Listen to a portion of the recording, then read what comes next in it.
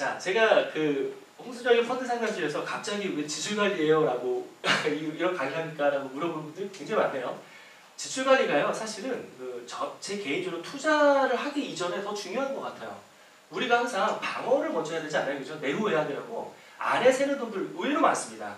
그리고 굳이 많은 가계부와 많이 그렇게들 하고 계신데, 재무설계에서도 하고 있는데 왜 굳이 여기서도 그걸 다룹니까? 라고 할 수도 있지만 조금 틀려요, 내용이. 왜냐면 항상 그렇죠. 우리가 무엇인가가 숙제가 되고 공식이 되고 어떤 걸 외우고 이럴 필요가 없다는 거예요.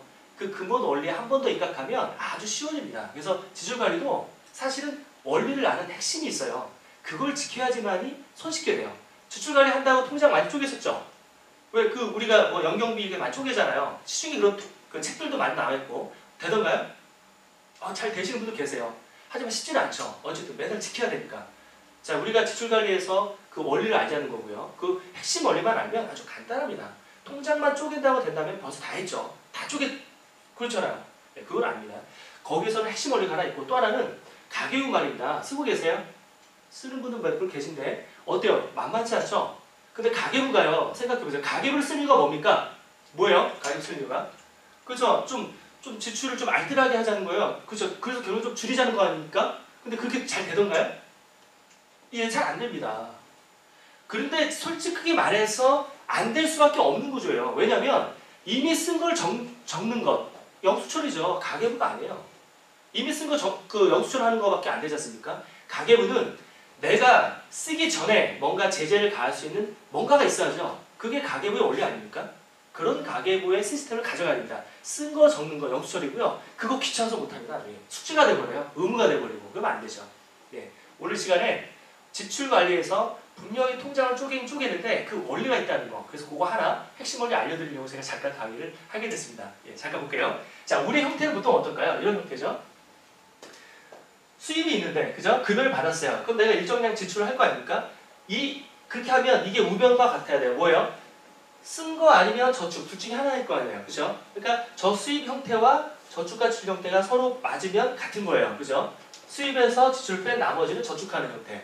다들 지고 계시죠? 간단하잖아요. 그죠? 다 이렇게 살고 계시죠? 얼마나 좋겠습니까? 이렇게만 살면. 다들 근데 어떻게 해요? 우리 금요일 되면 만져보지도 못하죠. 왜? 카드값 때문에. 특히 미혼분들. 엄청나죠?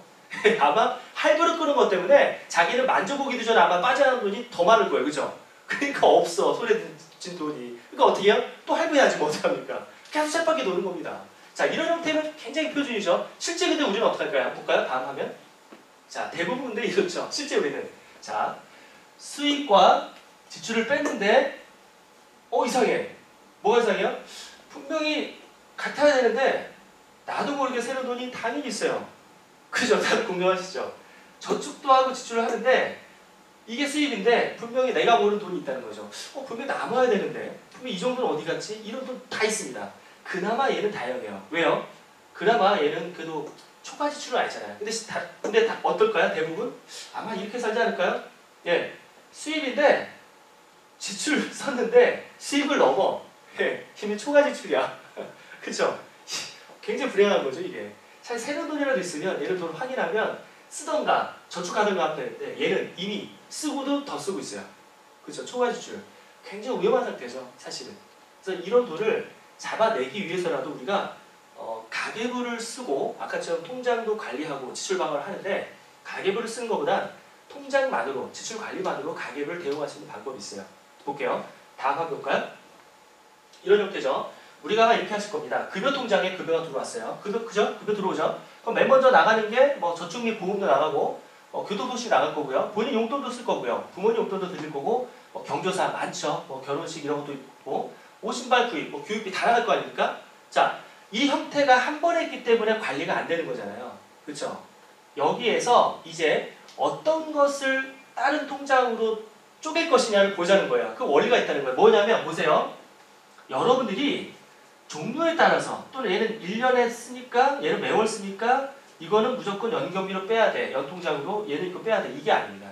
그게 아니고요. 그런 성격에 의한 구분도 필요하겠죠. 합니다. 한데 이 월 중에서 우리가 절제가 안 되는 거, 즉 나의 의지력이 조금만 약하면 지출이 확 늘어날 수 있는 항목, 그걸 찾아보자는 거예요. 무슨 말인지 아시죠? 보세요. 저축 및 보험 이거는 거의 정해져 있죠. 저축 10만원, 20만원, 보험료 정해져 있죠. 내가 그 집 박약하다고 해서 이 돈이 들 빠져나갑니까? 아니죠. 그러니까 이거 그냥 두는 겁니다. 여기에. 자, 교통통신비, 교통비. 내가 의지가 막 스트레스 받았어요. 그래서 막 차 타고 다녀요? 뭐 더 다녀? 지하철 타고 막 오늘 버스 타고 안 타던 버스를 더 타요? 아니죠. 그렇게 안 하죠. 자, 통신비. 대부분 정액으로 묶어 있죠. 물론 이 항목이 본인 스트레스 받을 때 평상시에 핸드폰비 5만원 나오는데 막 수달 떨어 10만원 나온다. 그럼 이거 분명하게 본인의 의지에 의해서 초과 지출이 되는 형태라면 이거 따로 빼는 겁니다. 무슨 말인지 아세요? 자, 용돈 어때요? 본인의 의지가 조금만 박약해지면 바로 늘어나는 항목이죠. 이 항목. 이거 빼야 되겠죠? 자, 부모님 용돈 거의 동일하죠. 매달 드리는 게. 그래서 볼까요? 이렇게 나의 의지가 조금만 박약해도 팍 늘어날 수 있는 그 항목들이 뭔지 모르겠지만 다 틀릴 거 아니에요. 본인의 성향에 따라서. 그 항목만 따로 빼서 통장을 만드는 겁니다. 이해가 됐어요? 이해가 되세요? 자, 그래서 어때요? 올해부터는 체크카드 소득공제 30%까지 되죠. 그러니까 체크카드를 쓰는 거예요. 왜냐면 용돈 통장 이런 것들, 용돈을 체크카드를 넘겼어요. 그걸 받으면 빠져나가고 그날 25만원 넘겼어요. 우리가 생각해보세요. 신용카드 맹점 다 아시지만 쓰잖아요. 이 체크카드를 쓰면 좋은 점이 딱 하나 있습니다. 어떤 거냐면 내가 누군가가 이제 밥을 얻어먹었어요. 2번, 3번, 4번 얻어먹었어요. 한 번은 사야 되잖아요. 솔직하게 그죠? 자, 근데 살아갔어요. 오랜만에 살아가고 비싼 걸 먹었네요. 자, 그래서 이제 계산하려고 신용카드 딱 긁으면 아무 문제가 없죠. 아무 문제가 없는데 이런 경우가 있습니다. 뭐냐면 반면에 내가 체크카드를 딱 긁었어요. 딱 긁었는데 어떻게 돼요? 잔액 부족이 나오는 거예요. 잔액 부족이. 그렇다고 내가 이걸 해결을 못하진 않잖아요. 그 식당에서. 그죠? 각지 온 사람이 있으니까 어떻게든 할 거예요. 문제는 그런 잔액 부족이 나올 때 쪽팔린다는 거죠. 예. 그런 쪽팔림이 어떻게 되는지 알아요? 결국은 본인으로 하여금 나중에 체크카드를 쓰면서 신경을 쓰게 만듭니다. 계속 데미지를 줘요. 우리가 지출을 쓰는 데 있어서 마치 브레이크가 없으면 계속 지출하죠. 나는 급여가 100만원밖에 안 되는 신용카드 200만 원 사면 끊을 수 있잖아요. 브레이크가 없어요, 걔는. 그죠? 그 신용불량이 되기 전까지는. 체크카드 바로바로 브레이크를 해줍니다. 그때그때. 그런 느낌을 계속 받으면 내가 이 브레이크에 못 느껴서 나중에는 계산해요. 사실 하게 됩니다. 제가 실제 그래요. 굉장히 효과가 있습니다. 그래서 반드시 본인의 의지가 좀 박약할 때 지출이 확 늘어나는 항목들은 따로 빼라. 따로 빼라. 그렇죠? 요거 하나, 또 하나. 아까 말한 대로 종류가 완전 다른 게 있죠. 이런 거는 매월 고정주로 쓰는데 경조사나 옷신발 구입비 같은 경우는 1년에 한두 번 불규칙적으로 일어나잖아요. 이거 따로 이거 준비하기 애매한 항목들이죠. 자, 이런 항목들은 어떻게 계산하냐면 이거 잠시 꺼주실래요? 따로 빼는 거예요. 똑같이 경조사나 옷신발 구입비도 다른 체크카드 하나 쓰는 겁니다. 그러면 우리가 전체적으로 체크카드 2개 정도만 있으면 되는 거죠, 사실은. 자, 근데 아래 거는 좀 틀려요. 용돈이야 매월 25만원씩 보내면 되는데 도대체 이 아래 거는 얼마를 준비하냐는 겁니다. 매월 급여에서. 그거 애매할 수 있죠? 잠깐 꺼줄래요? 자, 이거 제가 알려드릴게요. 예를 들어서 내가 옷 구입비를 계산하는 거예요. 옷하고 또 경조사. 자, 이렇게 됐죠? 그러면 옷 같은 경우 뭐 우리가 다 아시잖아요. 미혼들. 보통 뭐 얼마 정도 쓰세요? 1년. 대략. 뭐 사계절. 우리 여자분은 분기별로 질러요? 막 자꾸 대방출하고 우우 가요 그냥? 대략 나오겠죠? 예를 들어서 내가 해보니까 70만 원이다. 지금 한번 자기가 이 옷값을 계산해 보는 게 굉장히 중요합니다. 그쵸? 그 금액이 턱없이 작던 턱없이 많던 그거 중요하지 않아요. 어쨌든 기점을 한번 마련한다는 게 굉장히 중요하거든요. 그래서 70만 원이다 가정할게요. 자, 경조사. 우리 양가 부모님 생신, 내 여자친구 생신, 또 동생들, 또 친구들 결혼식 많죠? 그런 것들을 한번 대충 계산해 보는 거예요. 가능합니다, 사실. 이게. 가능하죠? 자, 이게 경조사가, 이거는 나와 원치 않게 발생할 수 있는 거잖아요. 120이다. 자, 그러면 어떻게 돼요? 이 둘을 더하면 190만 원 나오잖아요. 190. 190 나누기 12 하면 대략 얼마 나올까요? 한 15만 원 정도 나오나요? 대략? 자, 그러면 이게 월 15만 원꼴이 나와요. 월 15만 원. 이런 형태 나오지 않겠습니까? 자, 그럼 이 15만 원을 아까 우리 연경비 체크카드 있잖아요. 그거로 보내는 거예요, 이제. 보내는 거예요. 다시 이제 보여드릴게요. 자, 월 15만 원 나왔다. 한번 뿌려줄래요? 자, 보면 여기에다가 그러면 급여가 들어오는 날, 그쵸? 급여가 들어오는 날 15만 원, 용돈은 25만 원 이렇게 보내놓으면 되는 겁니다. 그리고 계속 체크카드를 쓰는 거예요, 이제. 요즘 체크카드는 인터넷도 다 되지 않습니까? 자, 경조사, 옷구입비 여기서 쓰는 거죠. 대신에 하나는 여기서는 별도로 지켜줄 게 하나 있어요. 예를 들어서 이런 게 있죠. 내가 아까 15만 원을 보냈는데 바로 다음 달 누구 친척, 아주 친한 친척 결혼식이 있을 수 있잖아요. 아니면 내가 15만 원을 보냈는데 바로 다음 달 추석이 들어올 수도 있잖아요. 추석 때는 내가 40만 원 쓴단 말이죠. 무슨 말인지 아시죠? 그러니까 이럴 때 어때요? 한 달치만 미리 비상금을 더 넣어놓는 겁니다. 더.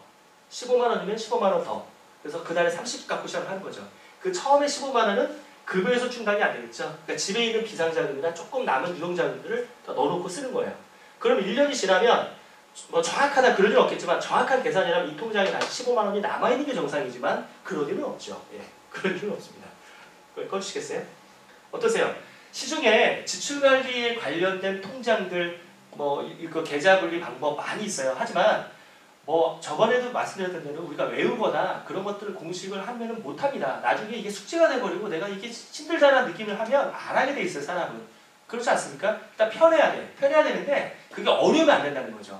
그리고 이게 효과적이어야 돼. 그러면 지출관리의 근본 핵심은 뻔한 거죠. 아까처럼 연병비를 따로 빼긴 하되 고정적인 지출들은 내가 아까처럼 조금만 나약해졌을 때 주식이 확 늘어난 거 그게 다 틀리니까 그런 거 계산해서 따로 떼면 되는 거예요. 그리고 가계부 아까 얘기했던 대로 쓴 거 철하는 거 이거 영수철입니다. 가계부 아닙니다. 가계부의 목적은 그게 아니에요. 그러니까 항상 뭐예요?